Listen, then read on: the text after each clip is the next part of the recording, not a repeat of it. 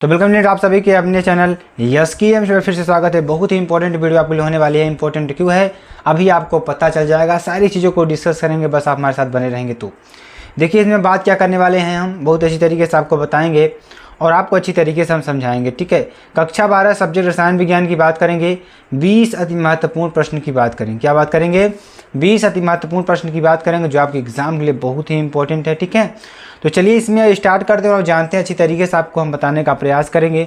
और जितने भी स्टूडेंट्स हमारे साथ नए जुड़े हैं तुरंत चैनल को सब्सक्राइब कर देंगे, लाइक कर देंगे, कमेंट और शेयर कर देंगे। और इसकी पीडीएफ आपको मिल जाएगी कहाँ? SKM टेलीग्राम चैनल पर। और आप लोग 2023 बोर्ड की अगर तैयारी कर रहे हैं तो आपके लिए बहुत ही इंपॉर्टेंट वीडियो होगी। ठीक है, तो चलिए स्टार्ट करते हैं और आपको बताते हैं, सारी चीज़ों को डिस्कस करेंगे इसमें। ठीक है, तो कक्षा 12 सब्जेक्ट रसायन विज्ञान की बात करेंगे और 20 अति महत्वपूर्ण प्रश्न की बात करेंगे। ठीक है, जो आपके एग्जाम के लिए तो अति महत्वपूर्ण प्रश्न होंगे ही होंगे। ठीक है, चलिए यहाँ पर देखते हैं कि निम्न में कौन फेलिंग विलयन का अपचयन नहीं कर सकता है। निम्न में कौन ऐसा है जो फेलिंग विलयन का अपचयन नहीं कर सकता है? तो ऐसा कौन है जो फेलिंग विलयन का अपचयन नहीं कर सकता है? फार्मिक अम्ल, एसिटिक अम्ल, फार्मेल्डिहाइड या एसिटिल्डिहाइड। तो यहाँ पे अगर आंसर की बात करेंगे, आंसर क्या हो जाएगा मेरे पेरेंट? क्या हो जाएगा? एसिटिक अम्ल हो जाएगा। क्या हो जाएगा?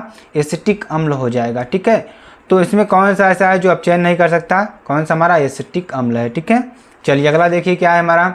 रोजेमुंड अपचयन द्वारा प्राप्त होता है। रोजेमुंड अपचयन द्वारा क्या प्राप्त होगा? चलिए इसके बारे में जानते हैं और आपको अच्छी तरीके से बताने का प्रयास करेंगे। तो रोजेमुंड अपचयन द्वारा क्या प्राप्त होगा? एल्डिहाइड प्राप्त होगा, ईथर प्राप्त होगा, कार्बोक्सिलिक अम्ल प्राप्त होगा, हाइड्रोजन प्राप्त होगा। तो यहाँ पर अगर आंसर की बात करें, आंसर क्या हो जाएगा? यहाँ पे हमें क्या प्राप्त होगा? एल्डिहाइड प्राप्त होगा। क्या प्राप्त होगा? एल्डिहाइड प्राप्त होगा। ठीक है, चलिए अगला प्रश्न देखिए क्या है। वेरी मोस्ट इंपॉर्टेंट प्रश्न। सबसे मीठी शर्करा है, सबसे मीठी शर्करा कौन सी है? ग्लूकोज, माल्टोज, फ्रक्टोज या सुक्रोज। तो यहाँ पर अगर आंसर की बात करें, आंसर क्या हो जाएगा हमारा? सुक्रोज हो जाएगा। क्या हो जाएगा? सुक्रोज हो जाएगा। ठीक है, सुक्रोज क्या है? हमारी सबसे मीठी शर्करा के रूप में आती है। सबसे मीठी शर्करा क्या आती है? हमारी सुक्रोज होती है। ठीक है, जो बहुत ही इंपॉर्टेंट है आपके लिए और आपके एग्जाम के लिए तो बहुत ही महत्वपूर्ण है। ठीक है, चलिए आगे आपको बताते हैं।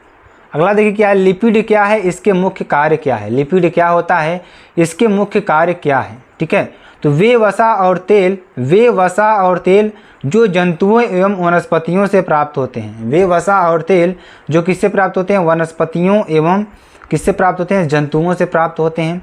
उन्हें लिपिड वर्ग के अंतर्गत रखा गया है। मतलब कहने का मतलब क्या हुआ कि वे वसा, ठीक है, वसा जैसे आप घी खाते हैं ना, घी हमारे वसा में आती है। तेल तो आप जानते ही हैं। ठीक है, तो वे वसा और तेल जो जंतुओं एवं वनस्पतियों से प्राप्त होते हैं। किससे प्राप्त होते हैं? जंतुओं एवं वनस्पतियों से प्राप्त होते हैं। ठीक है, उन्हें लिपिड वर्ग के अंतर्गत रखा गया। किसके अंतर्गत? लिपिड वर्ग के अंतर्गत रखा गया है। लिपिड जल में अविलेय कार्बनिक पदार्थ है। क्या है? लिपिड जल में क्या है? अविलेय कार्बनिक पदार्थ है जो निम्न ध्रुवण के कार्बनिक विलायकों, जो निम्न ध्रुवण मतलब निम्न ध्रुवण के कार्बनिक विलायकों जैसे ईथर, क्लोरोफॉर्म में विलेय होते हैं। क्या होते हैं? विलेय होते हैं। कुछ महत्वपूर्ण लिपिड इस प्रकार हैं। क्या हैं? कुछ महत्वपूर्ण लिपिड इस प्रकार हैं। कौन कौन से?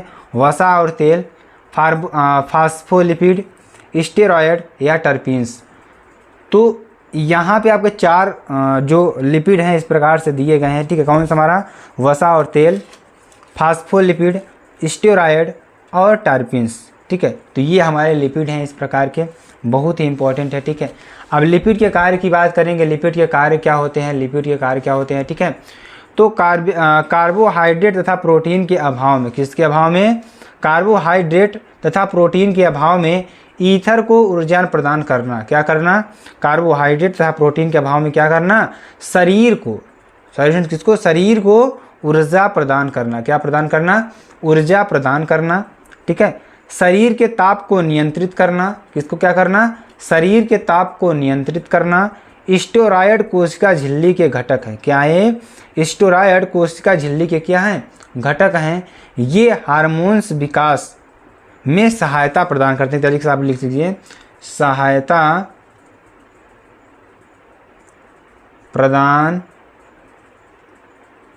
करते हैं। ठीक, ये क्या करते हैं? ये हार्मोन्स के विकास में क्या करते हैं? सहायता प्रदान करते हैं। तो इतना आपको समझ में आ गया ना, लिपिड के कार्य समझ में आ गए, बहुत ही इंपॉर्टेंट है आपके लिए समझना, और अच्छी तरीके से आपको सारी चीज़ें क्लियर हो गई होंगी। ठीक है, चलिए आगे आपको बताते हैं। आगे देखिए, प्रोटीन के मुख्य स्रोत क्या हैं। जो प्रोटीन है, इस प्रोटीन के मुख्य स्रोत क्या हैं, इनमें पाए जाने वाले विभिन्न तत्वों के नाम लिखिए, प्रोटीन का हमारे भोजन पर क्या महत्व है। ठीक है, तो चलिए आपको बताते हैं प्रोटीन के मुख्य स्रोत क्या हैं। प्रोटीन के मुख्य स्रोत क्या क्या हैं, इसको लिखना है। इनमें पाए जाने वाले विभिन्न तत्वों के नाम लिखिए, इनमें जो पाए जाते हैं विभिन्न तत्वों के नाम भी आपको लिखना है। प्रोटीन का हमारे भोजन पर क्या महत्व है, इसको भी आपको लिखना है। ठीक है, इसको भी आपको लिखना है, बहुत ही इंपॉर्टेंट है ये भी। ठीक है, तो चलिए आगे आपको बताते हैं क्या क्या चीज़ें हैं इस प्रश्न में, इसको थोड़ा डिस्कस करेंगे अच्छी तरीके से ताकि आपको सारी चीज़ें क्लियर हो जाए। ठीक है, चलिए आगे आपको बताते हैं। तो इसके मुख्य स्रोत क्या क्या हैं, दूध, अंडा, दालें, मछली, मांस आदि।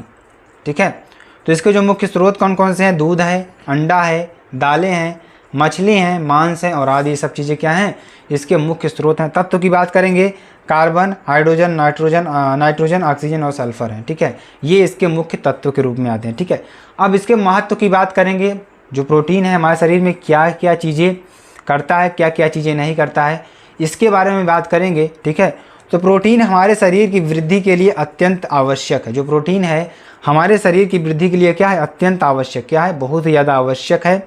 प्रोटीन हमारे शरीर में नए ऊतकों का निर्माण करने में सहायक है। जो प्रोटीन होता है हमारे शरीर में क्या करता है, नए ऊतकों का, जो नए नए ऊतक होते हैं उसका निर्माण करने में क्या होता है, सहायक होता है। ठीक है, तथा पुराने ऊतकों की टूट फूट को ठीक करती है। क्या करती है, इसमें जो पुराने ऊतक होते हैं हमारे, उसको जो टूट फूट होती है उसको क्या करती है, ठीक करती है। प्रोटीन हमारे शरीर को ऊर्जा भी प्रदान करती है। जो प्रोटीन होती है हमारे शरीर को क्या करती है, ऊर्जा भी प्रदान करती है। ठीक, परंतु यह कार्य कार्बोहाइड्रेट तथा वसा की अनुपस्थिति में होता है। जो यहाँ कार्य है किसकी अनुपस्थिति में होता है, कार्बोहाइड्रेट और वसा की अनुपस्थिति में होता है। ठीक है, प्रोटीन संकीर्ण हाइड्रोजन युक्त यौगिक, जो प्रोटीन है संकीर्ण नाइट्रोजन युक्त क्या है, यौगिक है। ठीक है, क्या है, यौगिक है। ये हमारे शरीर में पाए जाने वाले खून आदि का भी पीएच भी ठीक रखती है। यानी प्रोटीन क्या करता है, हमारे शरीर में जो खून पाया जाता है, यानी जो ब्लड पाया जाता है, उसके जो पीएच होता है, पीएच आप जानते हैं, जो हमारा ब्लड होता है किसा होता है, बेसिक नेचर का होता है, यानी क्षारीय होता है। तो वो क्या करता है, खून की जो पीएच लेवल है, जो क्षार रखता है, उसकी एक तरीके से बनाए रखता है। ठीक है, और देखिए जब प्रोटीन हमारे शरीर में, जो प्रोटीन है मेरे प्यारे, जो प्रोटीन है हमारे शरीर में पहुंचता है, तब HCl अथवा पेप्सिन नामक एंजाइम द्वारा एमिनो अम्लों के जल अपघटित हो जाता है।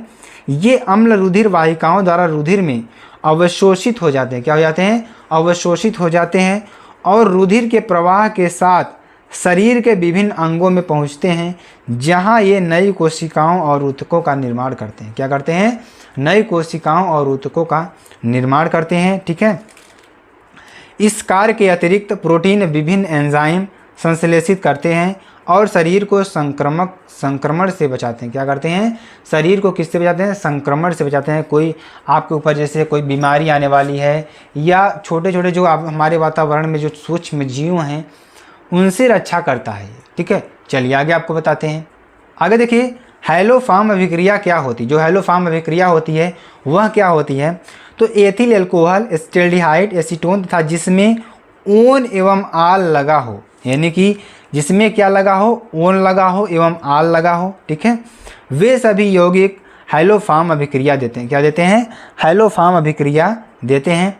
उपरोक्त यौगिकों में से किसी भी एक यौगिक को, क्या, उपरोक्त यौगिकों में से किसी भी एक यौगिक को हाइलोजन तथा NaOH के साथ गर्म करने पर हैलोफॉर्म बनता है। क्या बनता है, गर्म करने पर क्या बनता है, हैलोफॉर्म बनता है। जैसे C2H5OH + 4Cl2 + 6NaOH।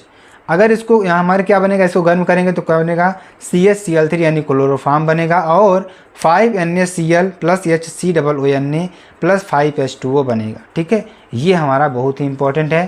ठीक, चलिए आगे आपको बताते हैं कैनिजारो अभिक्रिया क्या होती है। जो कैनिजारो अभिक्रिया होती है वह क्या होती है, जब उन एल्डिहाइड के, क्या, जब उन एल्डिहाइड के दो अणुओं को, जिसमें अल्फा हाइड्रोजन परमाणु नहीं होते हैं। ठीक है, जब उन एल्डिहाइड के 2 अणुओं को जिनमें अल्फा हाइड्रोजन परमाणु नहीं होते हैं कास्टिक क्षारों के सांद्र विलयनों के साथ क्रिया कराने पर एल्डिहाइड का एक अणु क्या एल्कोहलों में अपचयी तथा दूसरा अणु अम्ल में ऑक्सीकृत हो जाता है। क्या हो जाता है? अम्ल में ऑक्सीकृत हो जाता है। तो यह अभिक्रिया कैनिज़ारो अभिक्रिया कहलाती। क्या कहलाती है?